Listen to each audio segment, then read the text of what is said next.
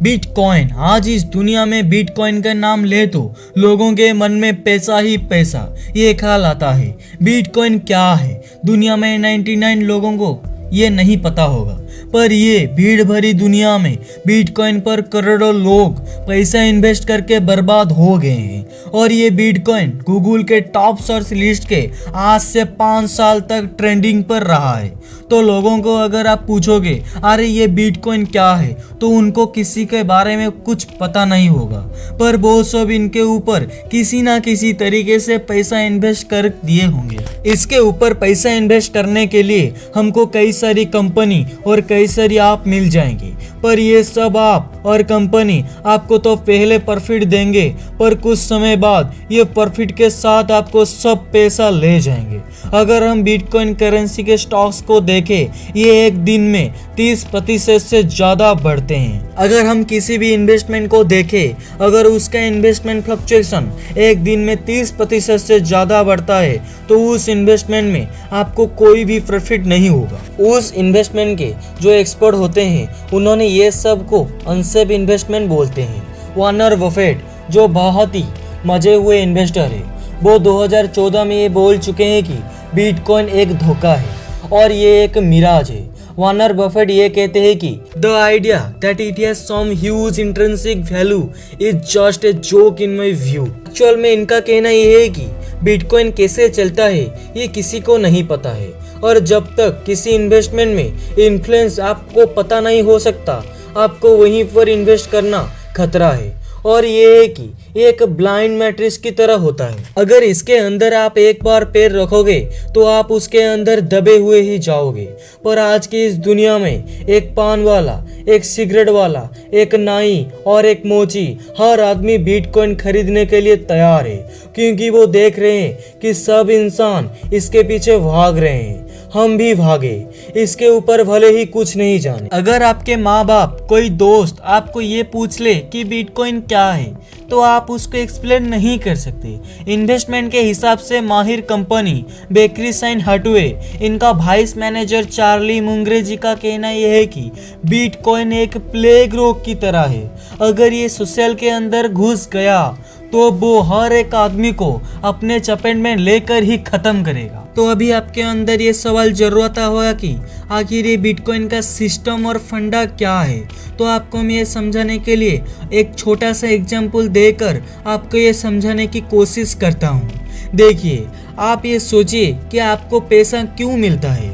अगर हम ये देखें तो पैसा हमको तब मिलता है तो हम कुछ वैल्यूएबल करें, यानी कि अगर आपको कंपनी के लिए आप कुछ प्रॉफिट करते हैं, यानी कि कंपनी के लिए एक वैल्यू देते हैं, तो आपको पैसा मिलता है। और दुकानदार आपके ज़रूरत के हिसाब से सामान देता है, इसलिए हम उसको पैसा देते हैं, यानी कि मनी इक्वल टू वैल्यू।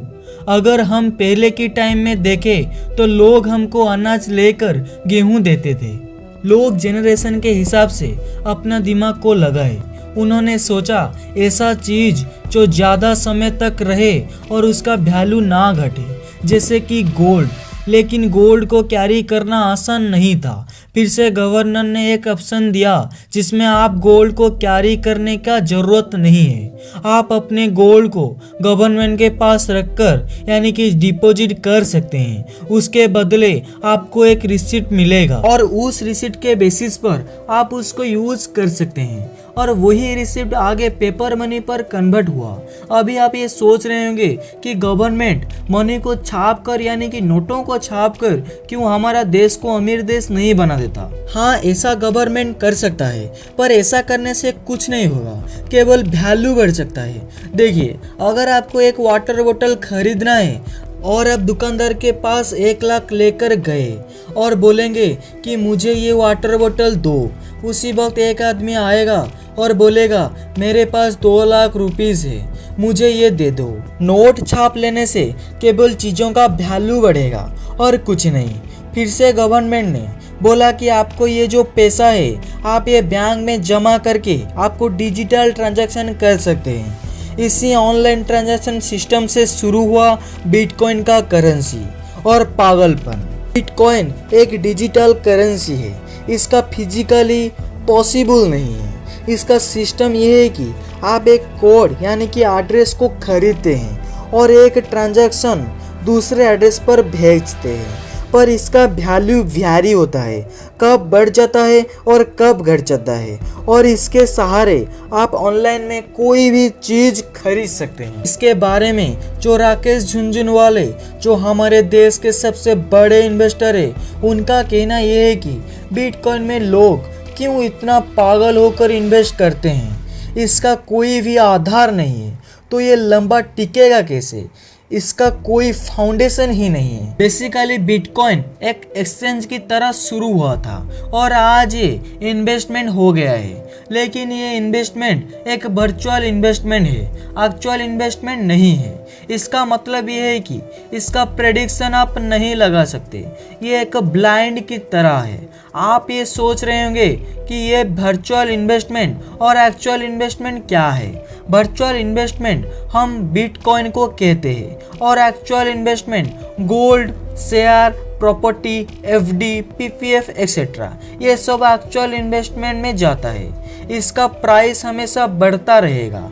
हालांकि एक्चुअल इन्वेस्टमेंट स्लो और लेजी है पर प्रेडिक्टेबल है, पर वर्चुअल इन्वेस्टमेंट अनप्रेडिक्टेबल और फास्ट है। बिटकॉइन में एक पॉजिटिव वे होता है, आप उसमें जो कुछ भी रेवेन्यू करते हैं सरकार उससे टैक्स नहीं लेता, और एक्चुअल इन्वेस्टमेंट होता है उससे सरकार टैक्स लेता है।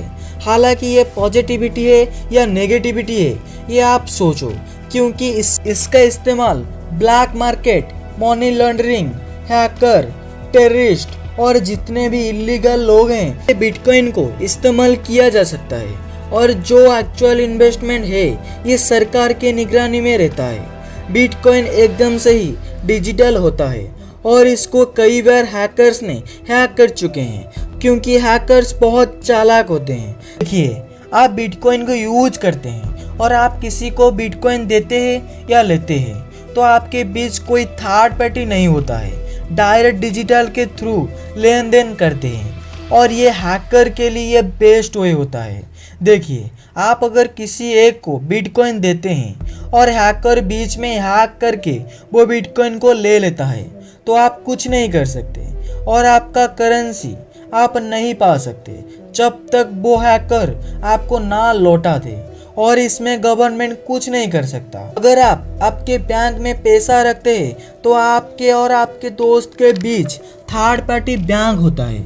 अगर कुछ भी प्रॉब्लम हुआ तो आपके बैंक सॉल्व कर देगा और बैंक गवर्नमेंट के अंडर में आता है, और बिटकॉइन के बीच आप कुछ नहीं कर सकते।